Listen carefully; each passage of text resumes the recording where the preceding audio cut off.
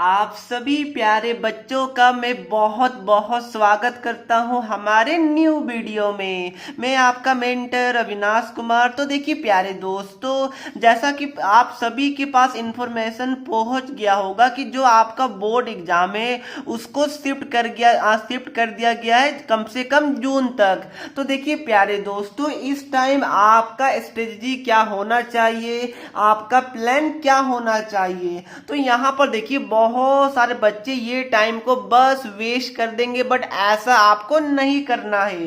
देखिए इसको आपको एज अ अपॉर्चुनिटी लेना है और आपको यहाँ पर जितना ज्यादा हो सके उतना अच्छे तरीके से टाइम को यूटिलाइज करना है, क्योंकि आपका टारगेट इस बार कम से कम 90 या फिर 95 प्लस होना ही होना चाहिए। इतना अच्छा अपॉर्चुनिटीज को आप लोग मिस कर दीजिएगा तो फिर बताइए इससे खराब बात क्या हो सकता है।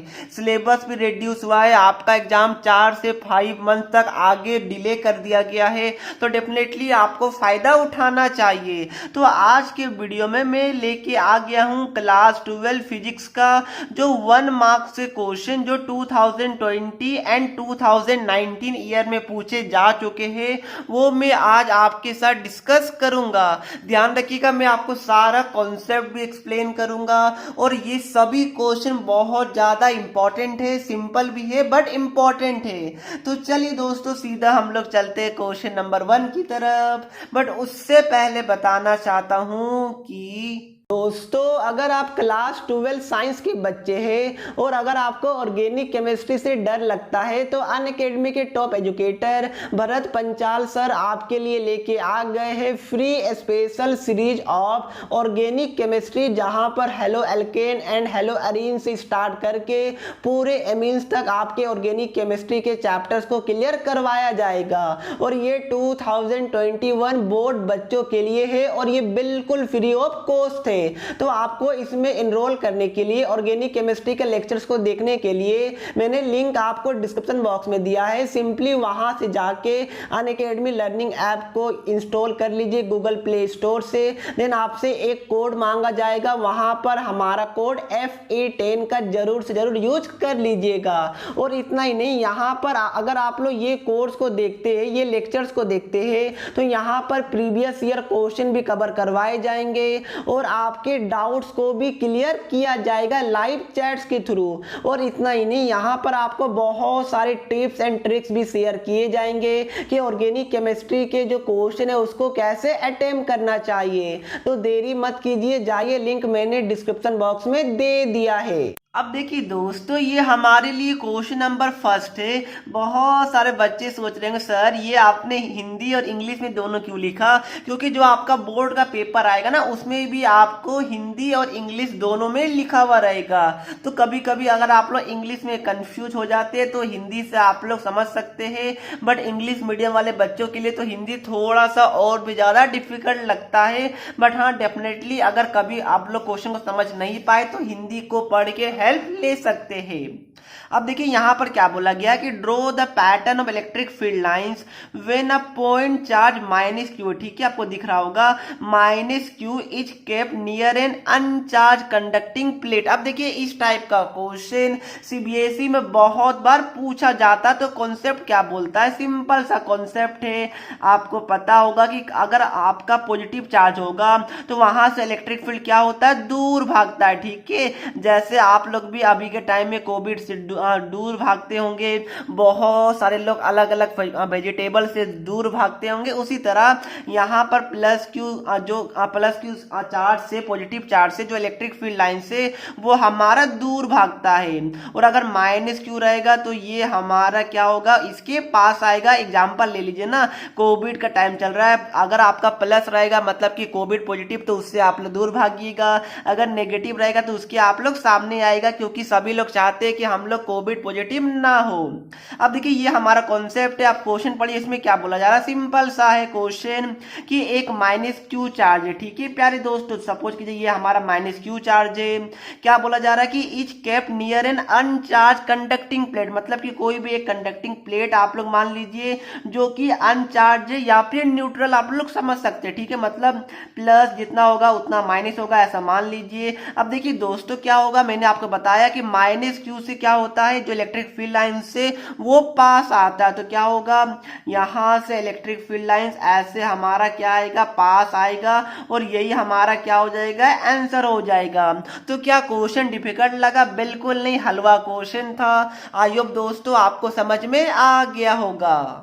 अब देखिए दोस्तों, ये हमारे लिए सेकंड क्वेश्चन है। इसमें क्या बोला गया है कि सॉरी माफ कीजिएगा, right the relation for the force acting on a charge particle Q moving with velocity v in the presence of magnetic field b। अगर कोई हिंदी मीडियम वाले बच्चे तो आप ये वाले चीज को पढ़ के समझ सकते हैं, क्योंकि मुझे उतने तरीके समझ में आएगा नहीं, क्योंकि ये शुद्ध हिंदी दिया हुआ है ना, और इसका मेरा हैबिट है नहीं, इसलिए मुझे हिंदी उतने अच्छी तरीके से ये वाले क्वेश्चन को रीड करके समझ में आएगा नहीं। तो मैं तो इंग्लिश मीडियम से ही पढ़ूंगा। तो यहाँ पर क्या बोला जा रहा है कि आपको रिलेशन लिखना है फोर्स का, और किसके टर्म में, क्यू के टर्म में, क्यू चार्ज है, वी वेलोसिटी के टर्म में, और हमारा बी मैग्नेटिक फील्ड के टर्म में। तो आपने मैग्नेटिक फोर्स का फॉर्मूला पढ़ा होगा, क्या आपको याद आ रहा है?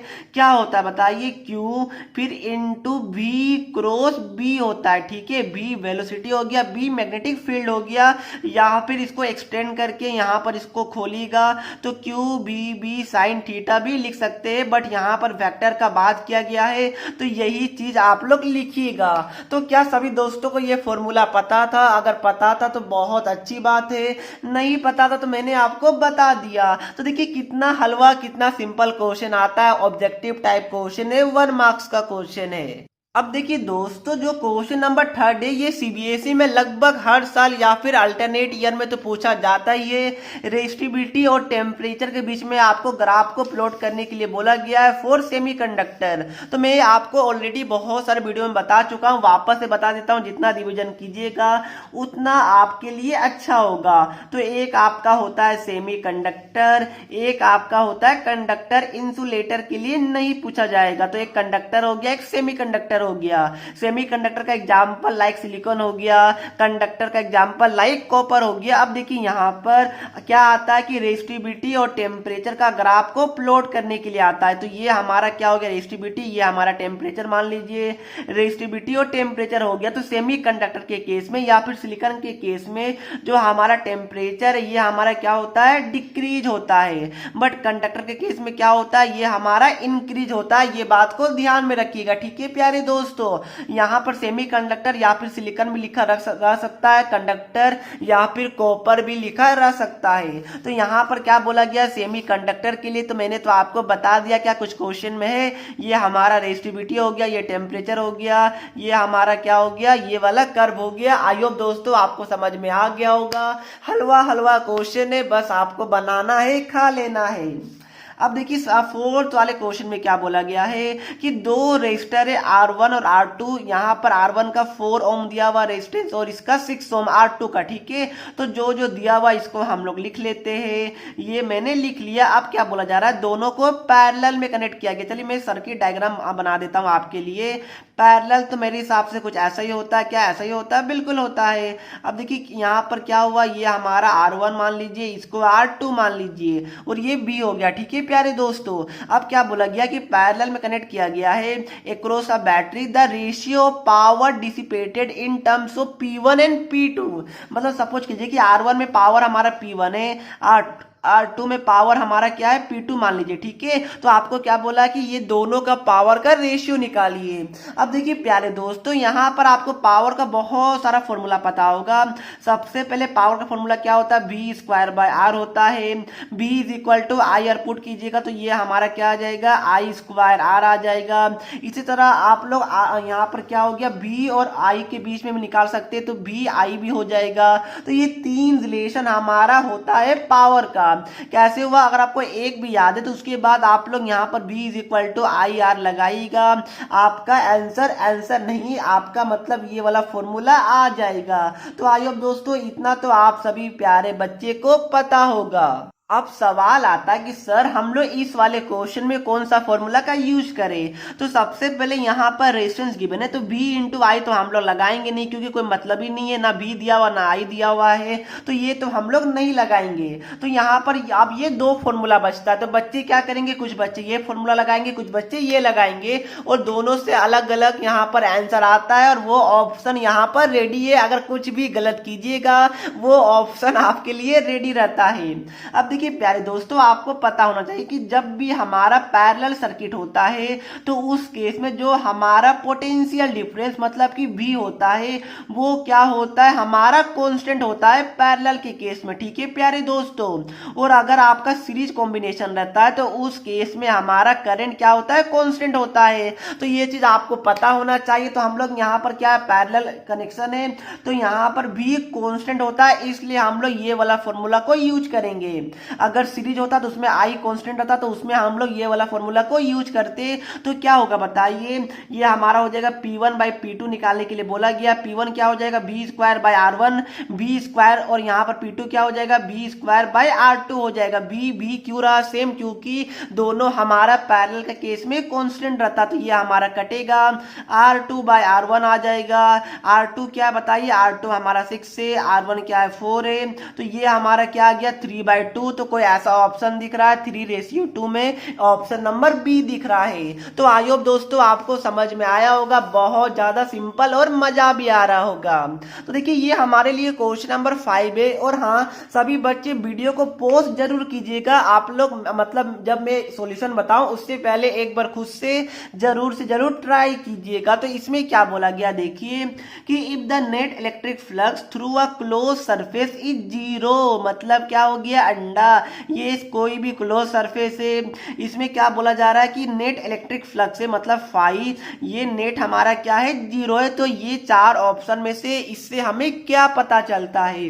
तो देखिए प्यारे दोस्तों, आपने पढ़ा होगा गॉसियस लॉ, उसमें क्या बोलता है कि फाई कोई भी क्लोज सरफेस के लिए ध्यान रखिएगा क्या होता है, Q inside by epsilon not होता है। ठीक है प्यारे दोस्तों, तो देखिए पहला ऑप्शन क्या बोला जा रहा है कि no net charge is enclose by the surface. पहले मुझे ये बताइए, छोड़िए इसको ऑप्शन का भी साइड करते हैं। यहाँ पर क्या बोला जा रहा है कि कोई भी क्लोज सरफेस है जो हमारा फ्लक्स है वो हमारा 0 है।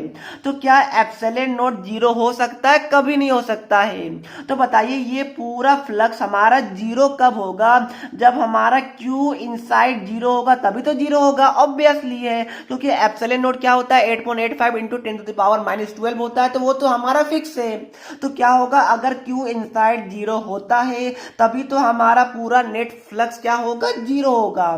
तो यहां से आपको क्या पता चला कि Q इनसाइड 0 होना पड़ेगा, Q इनसाइड या फिर Q नेट भी बोल सकते हैं। तो देखिए यहां पर क्या बोला जा रहा है कि पहला ऑप्शन कि no net charge is enclose by the surface, बिल्कुल सही है। कैसे सही है बताइए, क्योंकि जो इसके अंदर जो भी नेट चार्ज होगा वो क्या होगा हमारा 0, तभी तो ये पॉसिबल है, तभी तो फ्लक्स हमारा 0 होगा, बिल्कुल होगा। तो हमारा ऑप्शन नंबर ए ही सही हो गया।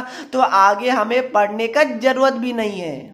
अब देखिए ये नेक्स्ट क्वेश्चन में क्या बोला गया है कि a wire of resistance R is stretch n times its original length. ठीक है, देखिए इस टाइप का क्वेश्चन सीबीएसई में और इवन यहाँ पर 2021 में जेई में भी पूछा गया था। कितना हलवा क्वेश्चन है, आपको पता होना चाहिए कि यहाँ पर अगर हम लोग यहाँ पर कोई भी रेजिस्टेंस को कोई भी वायर जिसका रेजिस्टेंस आर होगा, अगर उसको हम लोग l टाइम्स स्ट्रेच करते हैं तो जो हमारा न्यू रेजिस्टेंस होता है वो हमारा क्या होता है एल स्क्वायर के डायरेक्टली प्रोपोर्शनल होता है। ये कॉन्सेप्ट होता है, ध्यान रखिए, बाकी क्वेश्चन में कुछ है भी नहीं। तो यहाँ पर क्या बोला जा रहा है कि हम लोगों ने यहाँ पर n टाइम्स उसको क्या किया, स्ट्रेच किया है। मतलब क्या हो गया, यहाँ पर l की जगह n गिवन है तो क्या हो जाएगा r new r is directly proportional to क्या हो जाएगा हमारा n स्क्वायर हो जाएगा। तो ऐसा कोई ऑप्शन दिख रहा है, ये n गलत, ये n गलत, ये n स्क्वायर सही, ये r बाय n स्क्वायर ये गलत हो गया। तो कितना सिंपल क्वेश्चन है। ये सभी क्वेश्चन मेरे हिसाब से आपने क्लास 10th में ही पढ़ लिया होगा, बट हाँ करंट इलेक्ट्रिसिटी वाले चैप्टर में है, इसलिए सीबीएसई पूछती है। अब देखिए दोस्तों, ये हमारे लिए क्वेश्चन नंबर 7 थे और इसमें बच्चे गलती करते, मैं बताऊंगा कहां पर करेंगे। कि यहाँ पर क्या बोला गया कि for a fix potential difference applied across a conductor the drift speed of free electron does not depend upon. ठीक है, अब क्या बोला जा रहा है कि ड्रिफ्ट वेलोसिटी किस में डिपेंड, किस, ये चारों में से किस में डिपेंड नहीं करता है। अब देखिए दोस्तों, यहाँ पर सबसे पहले आप लोग खुद से ट्राई कर लीजिएगा। अब देखिए ड्रिफ्ट वेलोसिटी का फॉर्मूला आपको पता होगा, नहीं तो मैं डिराइव करके बता देता हूं। v is equal to u plus a t होता है, आपने पढ़ा होगा। u ड्रिफ्ट वेलोसिटी के केस में हमारा 0 होता है। उसके बाद क्या होता है बताइए, f is equal to m a होता है कि नहीं बताइए। यहां से a क्या आ जाएगा, f बाई एम आ जाएगा। f इज इक्वल टू ई होता है, जहां पर e चार्ज ऑफ इलेक्ट्रॉन है, e क्या है, इलेक्ट्रिक फील्ड है, बाय हमारा m हो गया। तो ये क्या हो जाएगा बताइए, v को हम लोग v d से डिनोट करेंगे क्योंकि ड्रिफ्ट वेलोसिटी का बात कर रहा है। u 0 हो जाएगा, a क्या है, e बाई एम हो जाएगा। t की जगह हम लोग टाउ लिखते हैं। तो ये हमारा ड्रिफ्ट वेलोसिटी का एक्सप्रेशन होता है। अब देखिए इसमें क्या बोला गया कि किस पे डिपेंड नहीं करेगा। तो सबसे पहले हम लोग बी से स्टार्ट करते हैं। क्या मास पे डिपेंड नहीं करता है? बिल्कुल, यहां से दिख रहा है मास ऑफ इलेक्ट्रॉन पर डिपेंड कर रहा है, तो ये तो हमारा डिपेंड करता, तो ये तो गलत हो गया। अब हम लोग डी पे देखते हैं, टेम्परेचर। तो क्या टेम्परेचर पर डिपेंड कर रहा है? बच्चे लोग को लगता है कि नहीं कर रहा है। कहाँ फॉर्मूला में, फॉर्मूला में कहीं टेम्परेचर दिख रहा है? नहीं दिख रहा है। बट आपको पता होना चाहिए कि जो हमारा टाउ होता है ये रिलैक्सेशन टाइम है, और टाउ हमारा डायरेक्टली प्रोपोर्शनल टू टेम्परेचर होता है। मतलब कि टाउ हमारा टेम्परेचर पर डिपेंड करता है, तो ड्रिफ्ट वेलोसिटी भी टेम्परेचर पर डिपेंड करेगा। तो ये भी हमारा ऑप्शन गलत हो गया। अब देखिए यहाँ पर क्या है, लेंथ ऑफ द कंडक्टर। बच्चे को लगता है सर यहाँ तो लेंथ है ही नहीं, तो मतलब कि यही वाला हमारा गलत हो जाएगा। ये भी गलत है। कैसे? देखिए इलेक्ट्रिक फील्ड का फॉर्मूला क्या होता है बताइए, v बाई एल होता है। बिल्कुल होता है। तो यहाँ पर देखिए अगर E की जगह मैं v बाई एल लिखता हूं तो मतलब ड्रिफ्ट वेलोसिटी भी हमारा लेंथ ऑफ कंडक्टर पर डिपेंड कर रहा है। मतलब ये भी हमारा गलत हो गया। तो ऑब्वियसली हमारा ऑप्शन क्या हो गया, ए हो गया। फ्री इलेक्ट्रॉन डेंसिटी, कहीं पर आपको फ्री इलेक्ट्रॉन डेंसिटी दिख रहा है, कहीं पर नहीं दिख रहा है। तो ऑब्वियसली ऑप्शन नंबर ए क्या हो गया, रॉन्ग हो गया, डिपेंड नहीं करता है। तो इस केस का सही ऑप्शन क्या हो जाएगा, ए हो जाएगा। अब देखिए दोस्तों, इतना क्वेश्चन मैंने करवाया, क्या आप लोग एक होमवर्क क्वेश्चन नहीं लीजिएगा? क्या बोला जा रहा है कि आपका सीरीज एलसीआर सर्किट है, आपको बताना है कि पावर फैक्टर, ठीक है, मैंने क्वेश्चन को चेंज किया थोड़ा सा, पावर फैक्टर कब हमारा मैक्सिमम होगा। तो सर ये पावर फैक्टर होता क्या, मैं आपको बता दूं कि पावर फैक्टर मतलब कोस फाई हो गया, इसका फॉर्मूला होता है आर बाई जेड होता है। और कोस फाई यहां पर इसका मैक्सिमम वैल्यू क्या हो सकता है, 1 हो सकता है। तो आपको बताना है कि कोस फाई 1 कब होगा, ये आपको हमें बताना है कमेंट करके। तो वो कंडीशन बताइए जब हमारा पावर फैक्टर मतलब कोस फाई ये मैक्सिमम हो, मतलब कि 1 हो। ये आपके लिए होमवर्क क्वेश्चन है, मुझे कमेंट करके बता दीजिएगा। तो चलिए दोस्तों, ये वीडियो को मैं यहीं पर समाप्त करता हूं। इसका पीडीएफ मैं डिस्क्रिप्शन बॉक्स में डाल दे रहा हूं, ठीक है दोस्तों। तो चलिए दोस्तों, ये वीडियो को यहीं पर एंड करते हैं। अगर वीडियो अच्छी लगी तो वीडियो को लाइक कर दीजिएगा, और इसी तरह और भी अच्छी अच्छी वीडियो के लिए चैनल को सब्सक्राइब करना बिल्कुल भी नहीं भूलिएगा। और हाँ, यहाँ पर ध्यान रखिएगा कि सबसे ज्यादा इंपॉर्टेंट आपके लिए प्रीवियस ईयर क्वेश्चन होता है फिजिक्स में। तो मैं यहाँ पर भर भर के ये जो आपको एक्स्ट्रा गोल्डन टाइम मिला है, इसमें मैं भर भर के लास्ट 10 साल का प्रीवियस ईयर क्वेश्चन सभी चैप्टर से आपको करवा दूंगा। सो टेंशन आपको नहीं लेना है। तो चलिए दोस्तों, मिलते हैं नेक्स्ट वीडियो में। तब तक के लिए पढ़ते रहिए। जय हिंद, जय भारत।